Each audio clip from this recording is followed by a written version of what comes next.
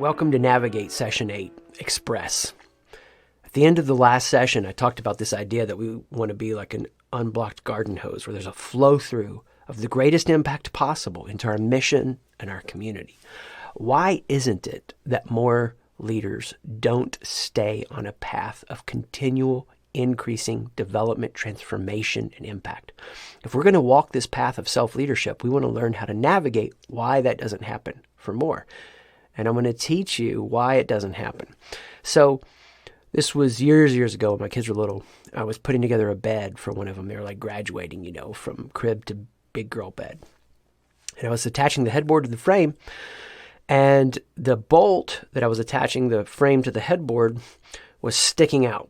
So much so that if I tried to push it up against the wall, it would have, of course, punctured the drywall. So I go to the hardware store and I'm like, telling this to this guy, man, I need a screw this size. I don't know anything. I'm not a handyman at all. And I'm wondering, do we need to cut this screw off or can you find me a shorter one so I can put the frame and the headboard together and it not puncture the drywall? He goes, is this the kind of screw you're looking for? And then just flipped the screw over that I had. Yes, my friends, it was as simple as doing that. I was forcing something and I was stuck in a rigid way of looking at it. And what happened for me when I flipped that bolt, it unblocked the expression of me being able to put together my kid's bed. Here's the idea. What I'm about to dive into to help you understand how to continually stay in a zenith of expression of impact.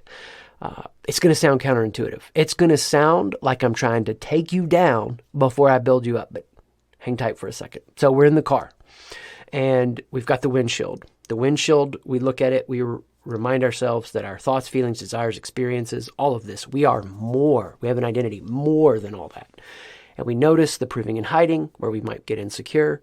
And as we do that, we pay attention to the daydreams and we take a turn, we take an action. And as we take an action, we have a vista, we take a picture, we visualize who we can become, and we build ritual out of that. And as we build ritual out of that, we get back in the car and we notice there's a stranger in there, a co-pilot, but it's actually us. And we can grow as we understand that. And we build this meaning by finding the object that is the talisman or the symbol, whatever that looks like for us, so that we keep momentum on this journey. Now, we're ready to hit the gas again. We're ready to go again. And we press the gas. And we notice when we press the gas that we are moving slower than we would have thought we would have. It's almost like we're weighted down. So we press the gas, we're ready to go, and something is there. Has it always been there, or are we just now noticing it? Action 1, to be the kind of leader who stays expressed at the highest level of impact in mission and community, is to stop for your limitations. This is what I said is going to sound counterintuitive, like I'm taking you down.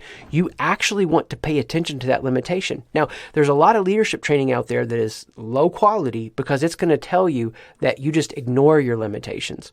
And it's going to sound like I'm trying to hinder you by telling you to stop for your limitations. But here is the real reason that so much leadership training is so ineffective, because it tries to put something on you from the external rather than you doing the transformation first, internal.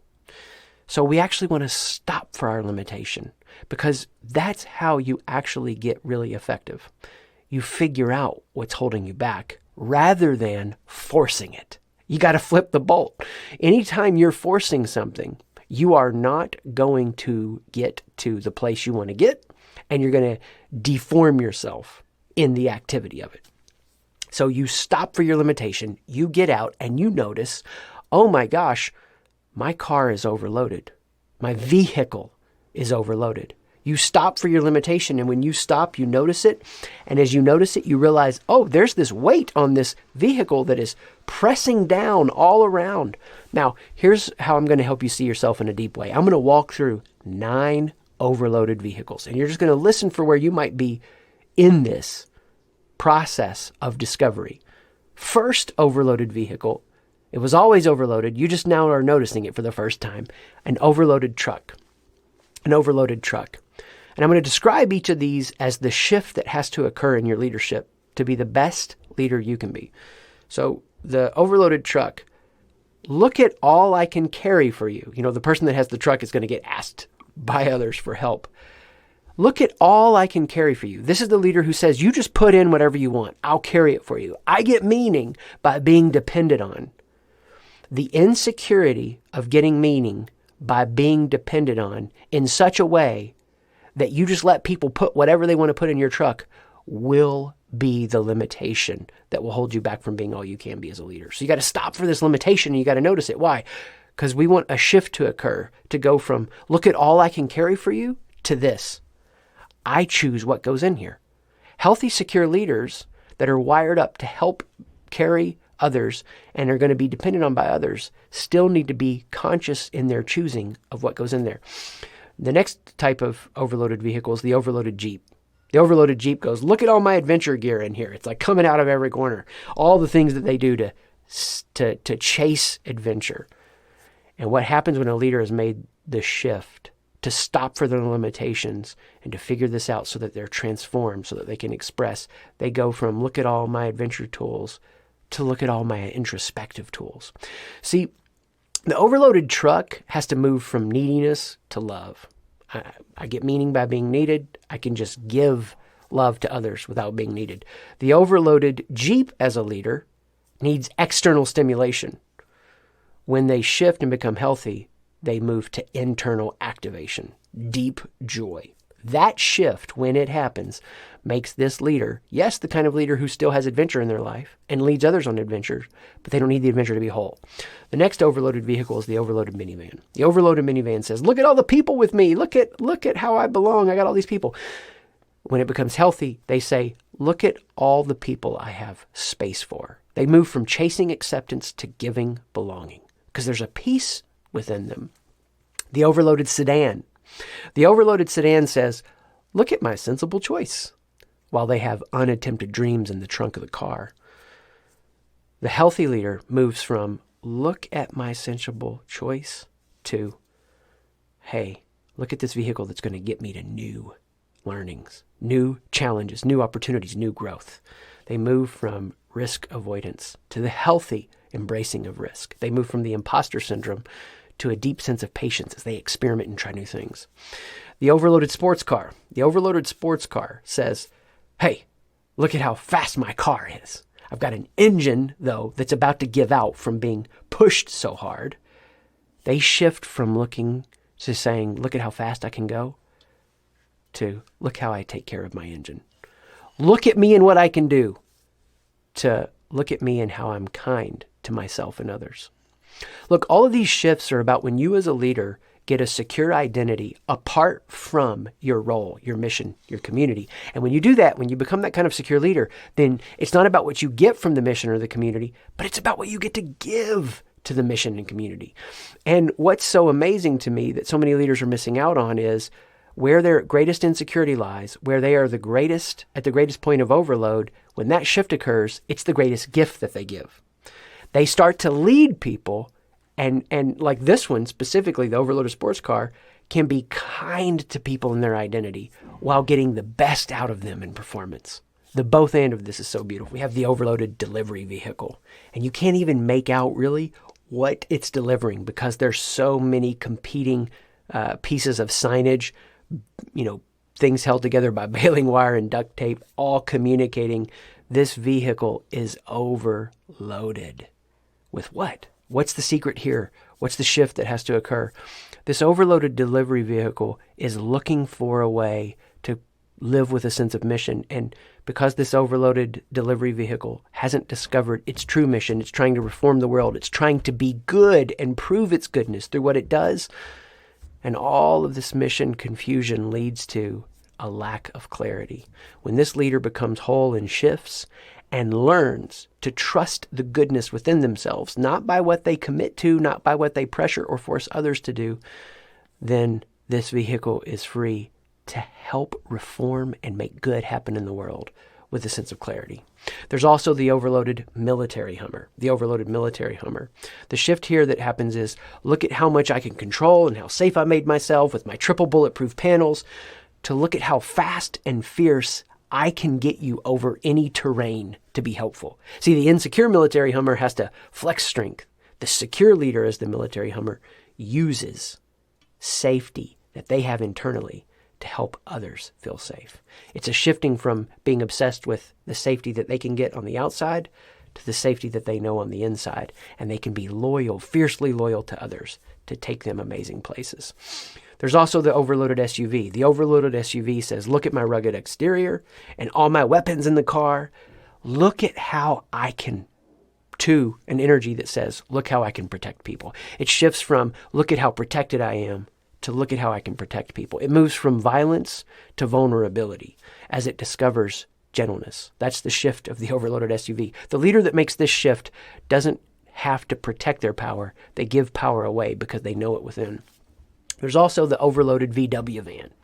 The VW van, the kaleidoscope of colors. There's no vehicle like this. And all my unique experiences that I've got to collect and project on others and tell about make me heavy. Make this car, or this VW, van heavy. When that shift occurs for them, they move from look at how unique I am to look how I energize others. They move from distraction to determination as they marshal and direct their energy. Now, you're in the car, you went to press the gas, you felt the pressure, you step out as you feel this weight, you stop and acknowledge the limitation. You accept it. You don't fight against it. Why? So you can see where you're overloaded, so a shift can occur. And as this shift occurs, how does the shift occur? Apply lessons 1 through 7. Then you get in the car and you start again without all this weight. You start again without taxation. You stop for the limitation. You start again without taxation. What had burdened you becomes a blessing. What had happened to you becomes something that happens in you, so that it happens through you and for you. The obstacle becomes the way. The thing that had traumatized becomes a place of transformation. Your deepest insecurities are shifted. You experience an internal reality that is different. You know yourself in a different way. And let's freaking zoom. We press the gas. We go. We start again. And it's without taxation. It's an investment. There's no lien on our future anymore. We're free. And as we do that, we embrace the drive and we go new places we've never gone before. That's the unfolding journey. We flow with exploration. We expand into an ever-increasing horizon. Our fear fades to the background of who we are as our car shifts from being insecure and overloaded to being able to serve others.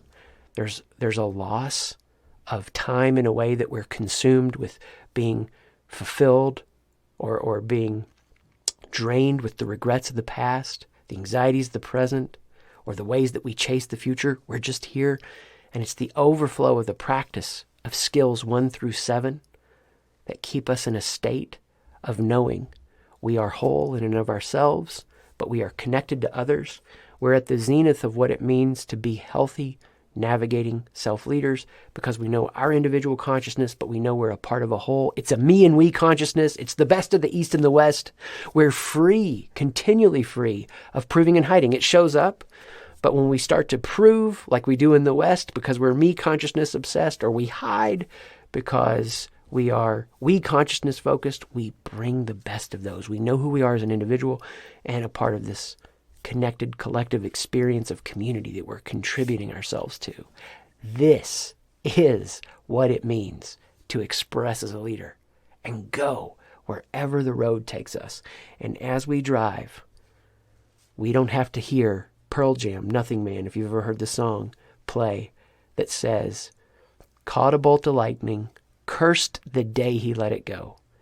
Instead, when we're in the car and the music's playing, we know we're ever expanding into new horizons. And though we might feel insecure again or struggle again, we're going to come back to this shift and we're going to stop and we're going to obsess over how far we can go, not in an insecure way, but in a fascinating way. We have not reached the edge of our potential. One more stop for us to pay attention to. Lesson 9 coming up.